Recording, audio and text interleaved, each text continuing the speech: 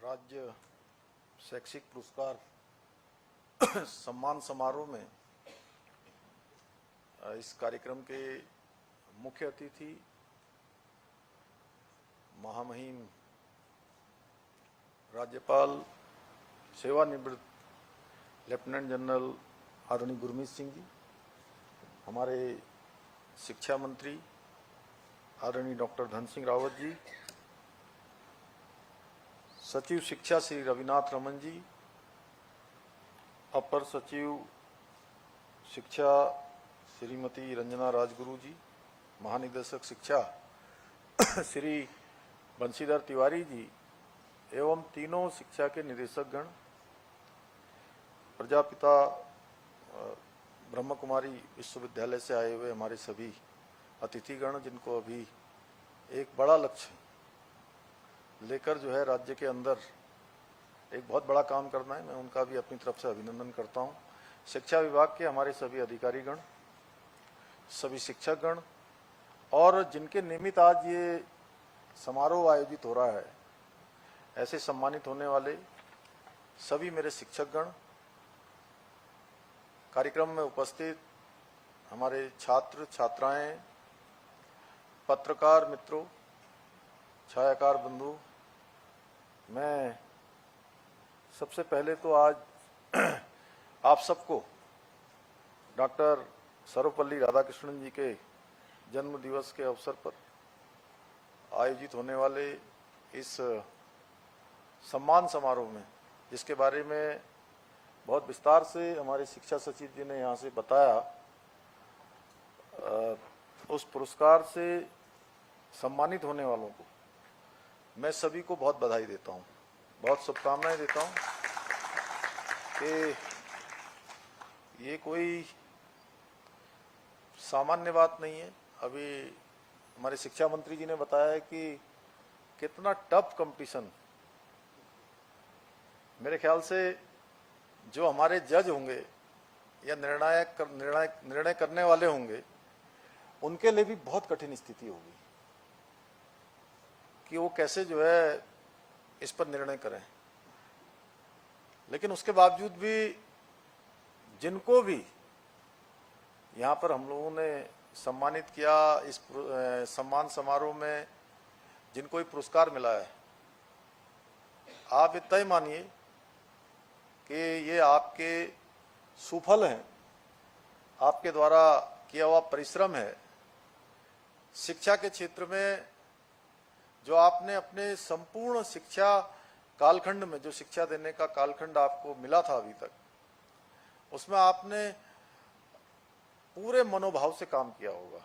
मैं दावे के साथ कह सकता हूं, इसमें मुझे तनिक मात्र भी संदेह नहीं है कि इतने कठिन, इतनी बड़ी संख्या में इतने लोगों को, 37 लोगों को ना समझ 17 लोगों को सम्मानित होना अपने आप में ये बहुत ही बड़ा आश्चर्य है। तो आपके ऊपर भगवान की भी बहुत बड़ी कृपा है। ये केवल पुरस्कार नहीं है, ये अपने आप में एक बहुत बड़ी जीवन की उपलब्धि है आपके, जो आपने प्राप्त की है। और आज आप सभी डॉक्टर सर्वपल्ली राधाकृष्णन जी से अपने को संबंधित मानकर निश्चित रूप से गौरवान्वित महसूस करते हैं। उसी प्रकार मैं भी आज आपके कार्यक्रम में आके बहुत देर से मैं सोच रहा था कि ये कार्यक्रम एक ऐसा कार्यक्रम है जिसमें विद्यार्थियों के लिए अपना सब कुछ लगाने वालों को हम आज यहाँ पर सम्मानित कर रहे हैं। मैं स्वयं को एक विद्यार्थी के रूप में राजनीति के क्षेत्र में, हम भी कोई अपने आप को प्रोफेसर नहीं मानते सर, न ही शिक्षक मानते हैं, हमें अपने आप को विद्यार्थी मानते हैं। और विद्यार्थी के रूप में जब शिक्षकों को सम्मानित करना हो तो मेरे लिए भी ये बहुत ही गौरव का पल है। मैं स्वयं को गौरवान्वित महसूस कर रहा हूं। आप सबको सम्मानित करके मैं स्वयं गौरवान्वित हो रहा हूं। जहां तक राधाकृष्णन जी के बारे में, सर्वपल्ली डॉक्टर राधाकृष्णन जी के बारे में, उनका ये दिवस राष्ट्र के विकास में उनके योगदान का महज प्रतीक है और पूरे शिक्षक समुदाय के लिए ये कहीं ना कहीं सम्मान की एक बहुत बड़ी निशानी भी है, बहुत बड़ा द्योतक भी है। यह अवसर शिक्षकों की प्रतिबद्धता और छात्रों के जीवन में उनके द्वारा सर्वोच्च योगदान के लिए उन्हें सम्मान का अवसर प्रदान करता है।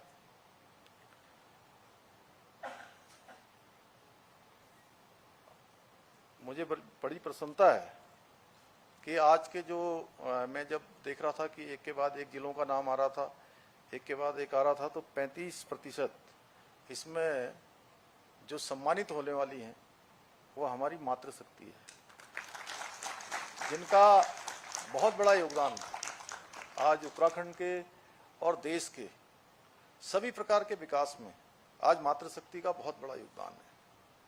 और उत्तराखंड के अंदर तो हमारी मातृशक्ति ने आज से नहीं पहले से ही, क्योंकि कठिन स्थितियों में, कठिन परिस्थितियों में यहाँ पर काम करती हैं।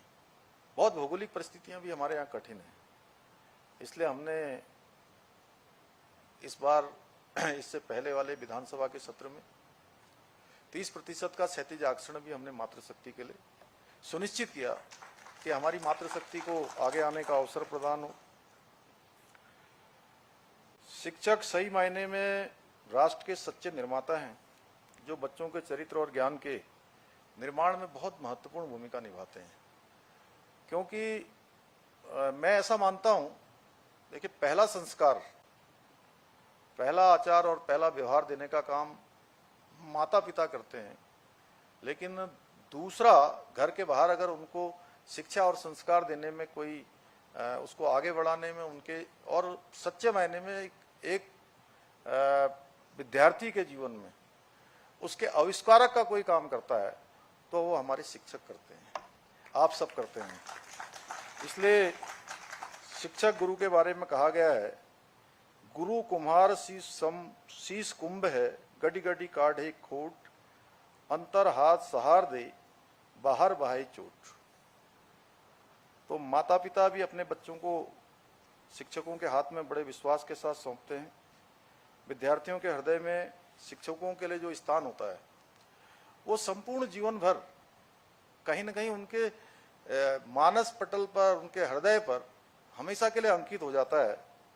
और जो बचपन में सीख दी जाती है, मैंने भी सर थोड़ा सा टाइम ज़्यादा ले रहा हूँ क्योंकि इसमें कम लिखा हुआ है, लेकिन अब मुझे लग रहा है कि मैं जो है शिक्षकों के सामने खड़ा हूँ, तो वैसे तो शिक्षकों के सामने बोलना नहीं चाहिए, कभी भाषण नहीं करना चाहिए। धन सिंह जी शिक्षा मंत्री हैं, इसलिए उन्होंने बहुत कम बोला और जो है कुछ बातें बोल के अच्छा चले गए।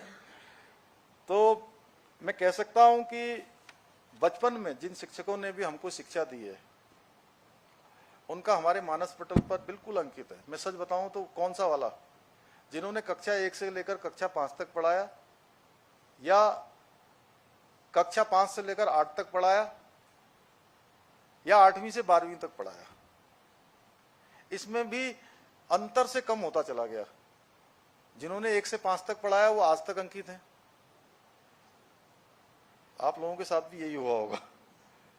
और 5 से 8 वाले थोड़ा 80% 90% में रह गए होंगे, और 8वीं से 12वीं वाले वो मैं समझता हूं 50-60% में रह जाते हैं।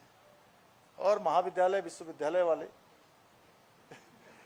वो दोस्त भी जो है बार में याद नहीं आते हैं, और वो शिक्षक भी कहीं ना कहीं ओझल हो जाते हैं। क्योंकि सही मायने में शिक्षा का काम जो है हमको, जो प्रारंभिक शिक्षा जिसके बंशीधर तिवारी जी आप क्या हो उसकी शिक्षा महानिदेशक, तो वो वाली वो जीवन भर न भूलने वाली है। इसीलिए हमारे उसमें प्राचीन परंपरा में कहा गया है और गुरु को सबसे ऊपर माना गया है, गुरु गोविंद दो खड़ोए काके लागू पाए, बलिहारी गुरु आपने गोविंद दियो बताए।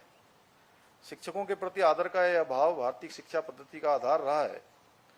विद्यार्थियों को अच्छा इंसान बनाना हो, विद्यार्थियों में ऑनेस्टी, डिसिप्लिन, इंटीग्रिटी का संचार करना हो, यह सारा का सारा काम हमारे शिक्षकों के जीवन का मूल उद्देश्य होता है और वो इसी को लेकर काम करते हैं। इन जीवन मूल्यों में से भी संपन्न अच्छा इंसान समाज के हर क्षेत्र में अच्छा सिद्ध होता है। यदि वो डॉक्टर बनता है तो अच्छा डॉक्टर बनेगा, अच्छा वकील बनता है तो अच्छा वकील बनेगा, अच्छा अध्यापक बना है तो अच्छा अध्यापक, यानी कि जिस क्षेत्र में भी जाएगा वो उत्कृष्टता को प्राप्त होगा।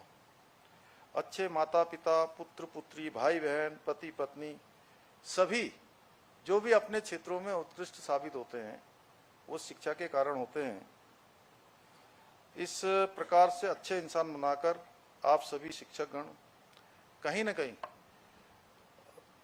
ये जो काम है ना आप लोगों को जो मिला है, ये काम में सच बताऊं तो आपका परिश्रम तो है, आपकी शिक्षा तो है जो आपने प्राप्त की है।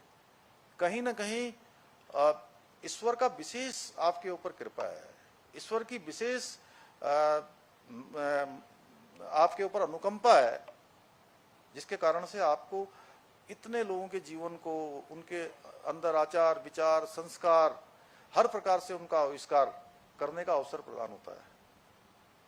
अन्यथा देखिए, आदरणीय रामनाथ कोविंद जी एक दिन यही कह रहे थे राजभवन में, मुझे याद आ रहा है कि मैं विदेश में गया तो वो कुछ लोग किसी बात पर वहां पर आपस में चर्चा कर रहे थे, वो किसी राष्ट्र की प्रेसिडेंट बनने वाली महिला के बारे में बता रहे थे।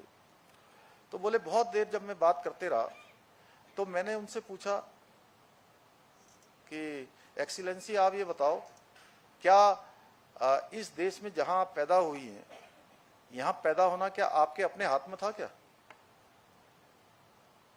तो बोले कि जब मैंने उनसे ये प्रश्न किया कि पैदा होना किसी के हाथ में नहीं है, नहीं भगवान की कृपा से होता है, तो इसीलिए जब पैदा हुए उसी समय भगवान ने तय कर दिया था कि आप लोगों ने जीवन में बहुत लोगों का आविष्कार करना है, बहुत लोगों के अंदर परिष्कार करना है, बहुत लोगों के अंदर संस्कार डालने हैं और संस्कार डालकर उनको जीवन के विभिन्न क्षेत्रों में आगे बढ़ाना है। तो इस प्रकार का काम आप कर रहे हैं। और डॉक्टर राधाकृष्णन जी कहा करते थे कि अच्छा शिक्षक वह है जो कहीं ना कहीं जीवन भर नवाचार के बारे में सोचता है। हमारे आदरणीय प्रधानमंत्री मोदी जी भी जीवन में हमेशा नवाचार करते हैं। आज बड़ा एक ऐसा दिन है जिसको हम लोग बचपन से हम लोग कहते थे भारत माता की जय, यही कहते कहते हम बड़े हुए। तो आज जो महामहिम राष्ट्रपति जी का जो निमंत्रण पत्र G20 की समिट का आया है उसमें लिखा है प्रेसिडेंट ऑफ भारत। पहले लिखा रहता था प्रेसिडेंट ऑफ, आज लिखा था प्रेसिडेंट ऑफ भारत की तरफ से आज आया है सर। हम लोगों को 9 तारीख का इनविटेशन है। ये कहीं ना कहीं गुलामी की मानसिकता, जो पुराने हमारे ऐसे चीजें उलझी हुई हैं, उन सबको सुलझाने का काम, देश को एक नई दिशा में ले जाने का काम आज हमारे प्रधानमंत्री जी के माध्यम से देश के अंदर हो रहा है। और वो नवाचार हमेशा करते हैं, वो नई चीजें। उसी प्रकार से मैं शिक्षकों से भी कहना चाहता हूँ कि उनके जीवन में भी नवाचार होता है। उनको मैंने कहा कि कोई भाषण देने की जरूरत नहीं है, केवल मैं स्मरण करवा रहा हूँ कि अच्छा शिक्षक उसी को माना जा सकता है, वही अच्छा शिक्षक होता है जो हर समय विद्यार्थी भी बना रहता है।